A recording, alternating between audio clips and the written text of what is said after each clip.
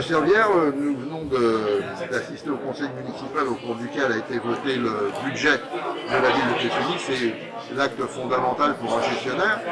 Vous avez maintenu le taux de la taxe foncière sans augmentation, donc une pression fiscale qui reste stable à Clé-Sully. Comment pouvez-vous maintenir cette pression fiscale, avec en plus des subventions d'État qui ont plutôt tendance à diminuer? Alors écoutez, c'est vrai que ce moment, c'est un moment important puisque c'est le moment, je dirais que c'est le conseil municipal fondateur pour une année budgétaire.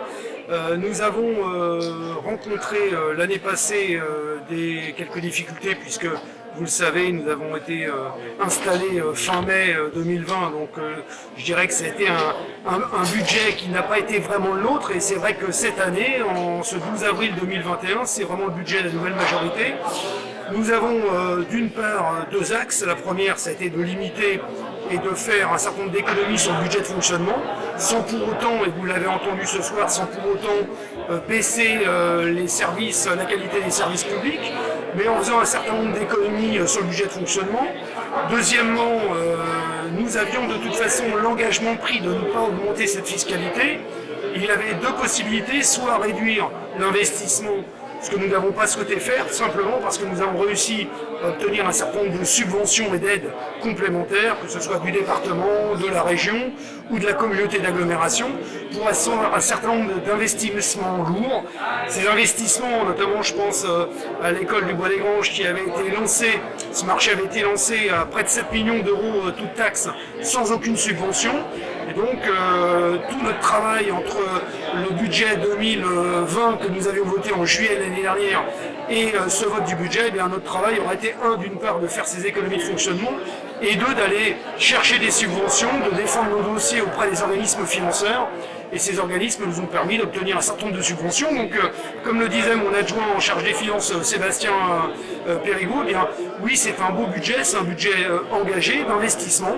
Nous allons faire énormément de choses pour les écoles notamment, mais pas que. Nous allons continuer nos efforts de travaux de voirie, sur l'environnement aussi.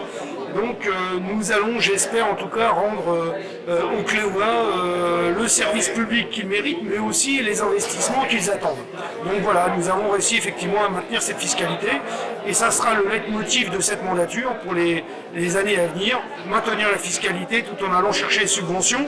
Et comme je le dis à mes collègues élus, lorsque nous ne sommes pas sûrs d'avoir la subvention, eh bien s'il faut décaler un projet, nous le ferons, en attendant d'avoir la confirmation d'avoir ces subventions. Ce que je vais vous demander sur un point particulier, le conservatoire municipal et le centre administratif, où en est ce dossier qui est quelque chose d'un peu rocambolesque, qui est plein de rebondissements? Oui, alors il est effectivement rocambolesque, on peut dire ça comme ça. Le chantier avance, d'ailleurs on a passé un avenant ce soir, un petit avenant d'un montant assez faible, mais le chantier avance. Il est clair qu'on nous avait annoncé une fin de travaux pour la fin mai, début juin. Ce sera vraisemblablement plutôt fin juillet.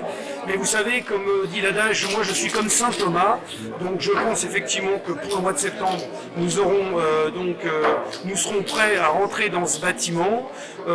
Néanmoins, il y a un certain nombre de choses encore administratives à régler, et je pense que pour ce qui concerne notamment le conservatoire municipal de danse et de musique, nous n'intégrerons cette partie-là qu'au mois de janvier, puisqu'il y a un certain nombre d'agréments à obtenir. En tout état de cause, j'ose espérer, et avec l'humour qui vous caractérise tout à l'heure, que cette histoire rocambolesque prenne fin et que nous puissions enfin, avant la fin de cette année, solder ce chantier qu'on a pris un petit peu comme ça, comme on a pu, et en tout cas voilà. Donc je pense effectivement que l'année 2021, on soldera définitivement ce problème, parce que c'était plus un problème aujourd'hui qu'un chantier. Et en tout cas j'espère, en tout cas on a fait le nécessaire pour que cet outil, notamment pour nos jeunes musiciens et jeunes danseurs, soit le plus agréable possible. En tout cas on y met toute notre énergie. Voilà. Monsieur le maire, je vous remercie. Merci à vous et bonne soirée.